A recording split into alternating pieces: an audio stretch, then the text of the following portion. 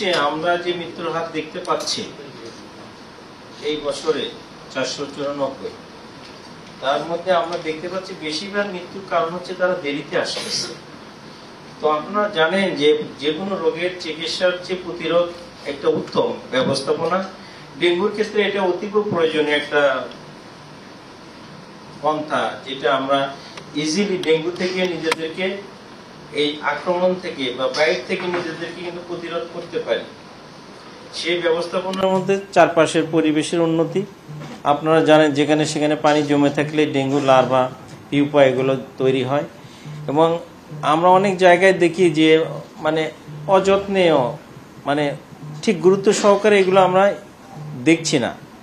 2 নম্বর হচ্ছে ডেঙ্গু যেহেতু একটা জ্বর নানাবিধ কারণে হয়, এই বিষয়গুলোকে আমাদের মনের মধ্যে কিছুই হবে না ভাব ধরে আমরা ব্যবস্থাপনায় নিজেরা অত সযত্ন না।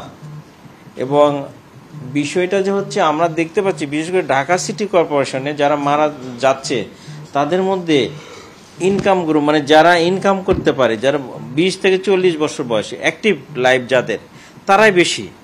যদিও চিটং এর সিনারিটা অন্য, চিটং বলতেছে বাচ্চা এবং বৃদ্ধরা বেশি মারা যাচ্ছে।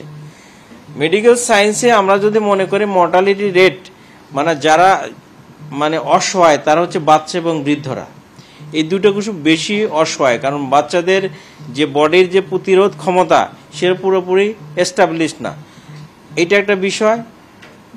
আর বৃদ্ধরা নানাবিধ রোগে ভোগে, সেটাও তাদের রোগ প্রতিরোধ ক্ষমতা অনেকভাবে কমিয়ে দেয়।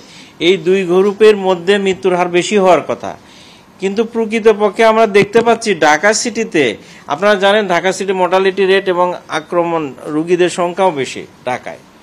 তো সেটা ওনারা বিশ্লেষণ করেছে ঘনবসতি এলাকা, বিভিন্ন কারণ, মাল্টি স্টোরের বিল্ডিং বা বিভিন্ন জায়গায় পানি জমে থাকা, ইভেন ফুলের টপ শুধু না, যেগুলো গাছ যেগুলো ডগা থাকে এর মধ্যে পানি জমে থাকে, এর মধ্যেও কিন্তু আসতে পারে। ইভেন দেখবেন যে পানির ট্যাঙ্কির ভেতরে একটা কাভারেজ থাকে না মেটালিক, এর পাশে চারপাশে যে পানি জমে থাকে এর মধ্যেও লার্ভা জমে। সো যেখানে যেখানে পানি জমে থাকে সেখানে লার্ভা তৈরি হওয়ার সুযোগ বেড়ে যায়, এখানে জন্ম নেয়। এই বিষয়গুলো আমরা সবসময় গুরুত্ব সহকারে দেখছি না।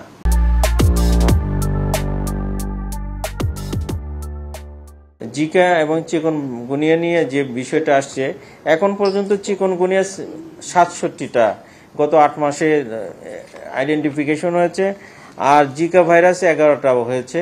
জিকা ভাইরাস নিয়ে কথা বলবেন, তবে জিকা ভাইরাস নিয়ে আতঙ্কিত হবার কিছু নেই। 90%-এর বেশি এগুলো আসলে ওই রকম কোনো সাইন সিমটম তৈরি করে না, ইনঅ্যাক্টিভ ফর্মে থাকে। কেমন? আর চিকনগুনিয়া নিয়ে কথা বলবেন, এইগুলো অ্যাকচুয়ালি এডিস মশা দিয়েই সবগুলো হয়। তো অ্যাকচুয়ালি ডেঙ্গু রিসার্চ করতে গিয়ে পাশাপাশি এগুলো পাওয়া গেছে। আলাদাভাবে যে এগুলোর জন্য আমরা সার্চ করছি এমনও কিন্তু না।